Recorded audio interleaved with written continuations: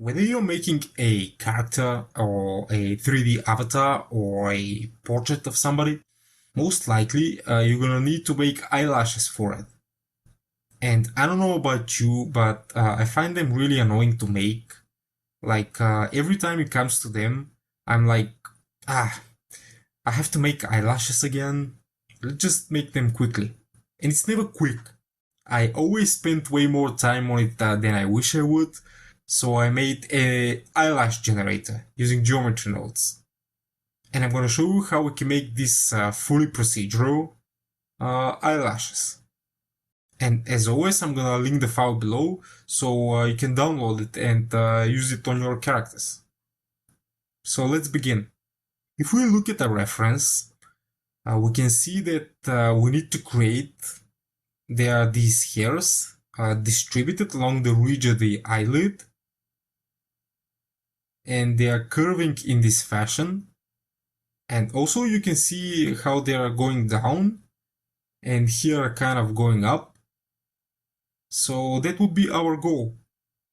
We're going to generate curves going this way along the eyelid, and for the bottom it will be identical.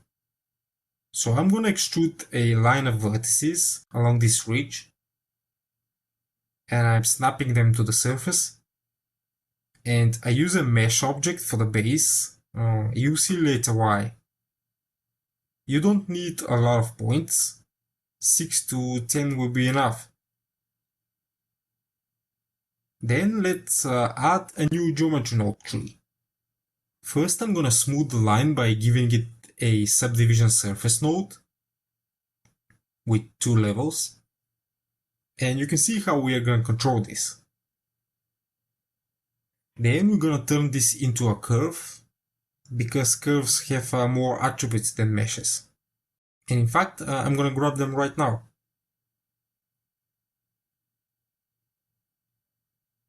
I'm gonna use a capture attribute, and I'm gonna need the factor from the spline parameter,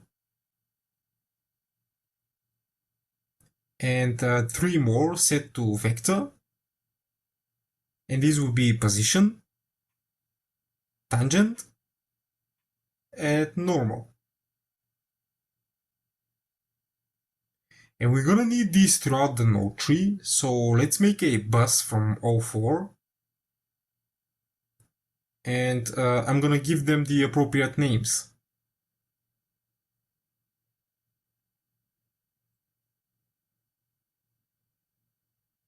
So now I can just make a reroute and use it from here. It's gonna make it a lot more organized. Right, if I turn this curve to points, all of these points will be our eyelashes. And we can control the count. So let's create an eyelash curve. This is going to be a curved line.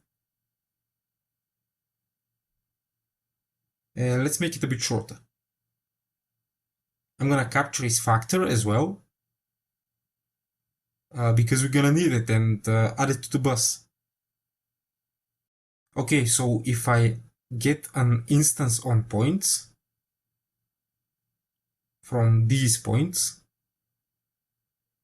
we're gonna instance our eyelash curve. I'll just rotate it like this, and there we go. Now let's just expose the count in our modifier. Now before I continue, let me give them some thickness so that it's easy to see, because I don't know if these lines are easy for you to see on video. So at the end here, I'll use a curve to mesh and give it a circle profile, like so. Now all of these are going in one direction, this way, and we need them to be perpendicular to the base curve, sort of like this. And this is a great job for the align Euler to vector node. The way we're gonna use this guy is, we're gonna take the Z direction, which is the one going up of our eyelash curve, and we're gonna align it to the normal of our base curve. Okay? The normal is perpendicular to the curve. And plug that into the rotation here, and there. It's aligned. Then I'm gonna use another one and say that its X orientation is going to align to the tangent, which is a vector that goes along the curve. Now, the way this works is the last align Euler to vector gets the priority. It will make sure that this is always aligned, for sure. And this one will try its best to align the Z to the normal. So if you have a chain like this, make the one that you want for sure to be aligned the last. I made this so that if I want to rotate this, I have an axis to do so. We can use the scale here to control the length of the curves. I'm gonna expose this vector with a combined XYZ. Set them all to 1. And now if I move the Z, they will scale. However, they are all the same. I want to control the left side and the right side independently so that we can create a gradient of the attributes, left and right. So if I use the base curve factor, there it's 0 length here, and it's 1 here. So to control this, we're going to use a map range. And here we can control the values of the left side and the right side. So let's expose these to the group input. To rotate and bend our eyelashes, first we need to realize the instances. Now they are a real geometry that we can manipulate. So now in order to rotate and bend, we need to use a set position node. And because we're gonna need it, let's capture the position of these. So if we rotate this position with a vector rotate, and this part took me a while to figure out because it's a bit weird, but we're gonna have to use the base position as the center, the base tangent as the axis, and now if we use the eyelash factor as the angle, there we are. We just have to multiply the factor to bend it correctly. Now if we use multiply add instead, this addend will rotate the curves without bending them. So these are our two controls. Now let's just make our trick to have the left and right control. A map range on the base factor, into the multiplier, and one in the addendum. And let's output the controls. One last thing here, if we bend this a lot, it will stretch. Let's use a restore curve segment length, use the unrotated position as a reference, and now it keeps its length. If I stick a rotate instances node here, before the realize, we can rotate them on the Y, which is our third axis, and the eyelashes will tilt one way or the other. And let's do the left and right map range trick and output the tilt settings. Okay, let's deal with the eyelash shape. If we use a set curve radius, we can control the thickness of the hairs. If I use the eyelids factor as a radius value, I can then remap it with a float curve to be more like a hair shape. Then we multiply to get the control. And we do our left and right map range thing. This is great, but it's a bit too regular, don't you think? Let's randomize our attributes a little bit. I'm gonna separate a selection of our modifier by making a new input set to Boolean, and it will not control anything, it will just serve as a visual separation. Okay, first I'm gonna randomize the position of our eyelashes. Over here, we can set position of our points, and to the offset, I'm gonna add a random value set to vector. And now I can determine how much the maximum offset will be. I'd say around 0.02 for this scale. Or more precisely, from negative 0.01 to positive 0.01. This will be the most offset. Change it to something else if you wish. Now if I mix this with a 0, 0, 0 vector, the factor will be how much random position we want. And we have a seed, so let's output those. In a similar fashion, we can randomize the length. Let's multiply the result here with a random value. And I don't want a 0 scale. I want it to be half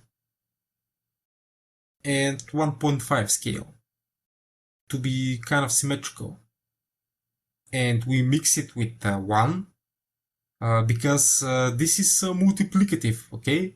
And 1, we will not change it. And again, the mix factor is our control. And I'll use the same seed just for simplicity. You can use individual seeds for all random settings if you wish, but I'm gonna use just one. Randomizing the tilt will make like a clump effect. This time I'm gonna add to the tilt value, and the random range will be, I'd say, from negative 0.5 to about positive 0.5. You can choose anything, but keep it symmetrical around 0, so that it goes in both directions equally. Then we mix it with 0 this time, because this is additive and 0 won't change it. Output the factor control and use the seed. Finally, I want a random thickness.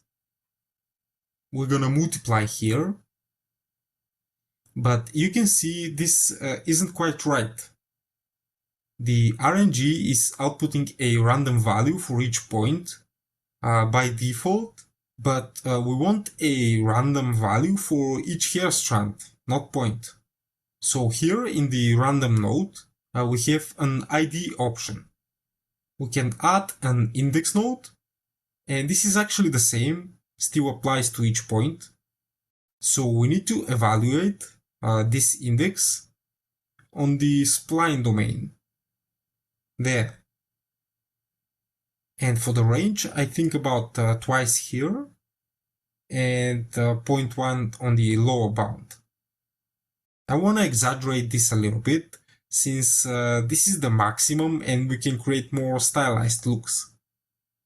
Then mix it with 1 and output the factor and seed. Let's add a material. This is going to be a very simple one, since it's just eyelashes, but make it as complex as you wish. I just want a color and some fading from the tip and the root. First, let's add a set material node here at the end. If I take the eyelash factor, pass it through a map range, I can play with these from values to adjust the contrast.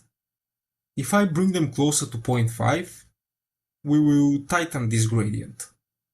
So I want another map range, and this one will go from 0 to 0.499, because I don't want to exceed the 0.5 value.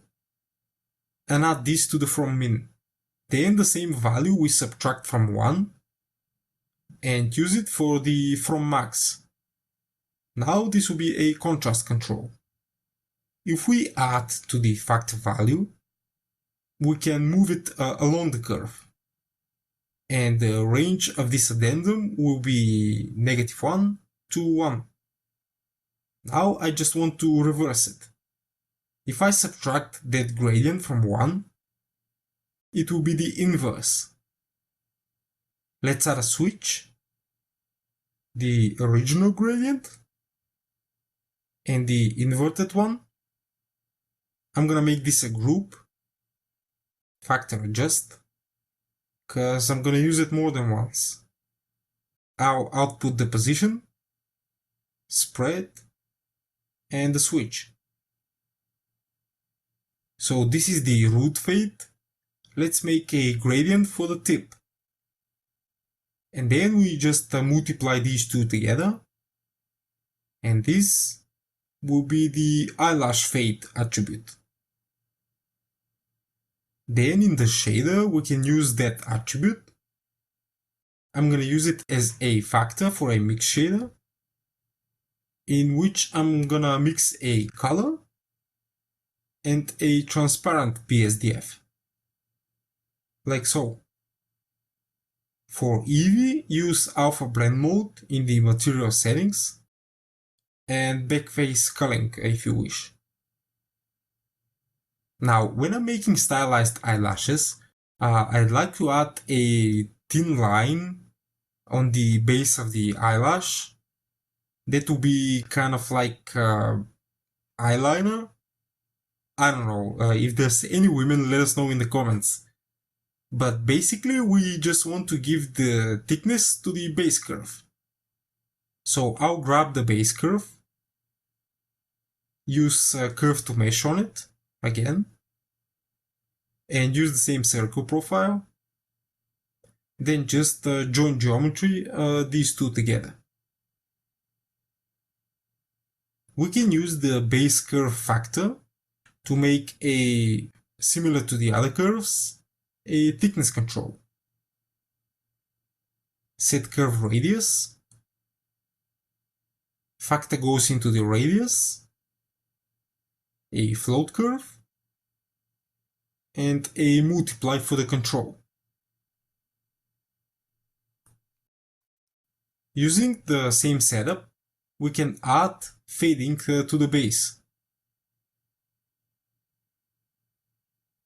And now we're gonna need a mask between the base and the eyelashes. This is very simple, just capture the index of the base curve. And there, it's like a binary mask between the two. Output it.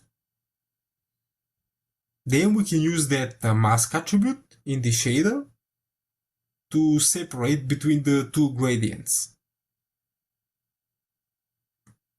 And there it is, we can now quickly add eyelashes to our characters. Just extrude some verts and apply the node tree to it.